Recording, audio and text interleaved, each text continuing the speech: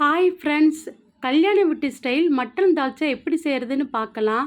ஒரு பேனில் எண்ணெய் சேர்த்து சோம்பு, கல்பாசி, பட்டை, கிராம்பு, ஏலக்காய், பிரிஞ்சி இலை, வெங்காயம், பச்சை மிளகா, கொஞ்சம் மட்டன் ஃபேட், பழமாக இருக்கிற தக்காளி, புதினா, கொத்தமல்லி, 1 ஸ்பூன் இஞ்சி பூண்டு பேஸ்ட், காய்கறிகள் உருளைக்கிழங்கு, பூசணிக்காய், கத்திரிக்காய், மசாலாவுக்கு மிளகாய்த்தூள், மல்லித்தூள், மஞ்சத்தூள், மட்டன் மசாலா, உப்பு இது எல்லாத்தையும் சேர்த்து நல்லா கலந்து விட்டு தேவையான அளவு தண்ணீர் சேர்த்து நல்லா கொதிக்கும்போது நம்ம இப்போ கடலப்பருப்பு, துவரம்பருப்பு, எலும்பு எல்லாம் சேர்த்து குக்கரில் வேக வச்சு எடுத்துருக்கோம்.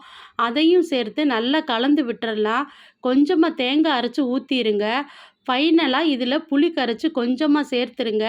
இது எல்லாத்தையும் நல்லா கலந்து விட்டு உப்பு செக் பண்ணி ஃபைனலாக கொதிக்கும்போது மல்லித்தழை சேர்த்து கேஸ் ஆஃப் பண்ணிவிடுங்க. சூப்பரான மட்டன் தால்ச்சா ரெடி. வீடியோ பிடிச்சிருந்தா லைக் பண்ணுங்கள்.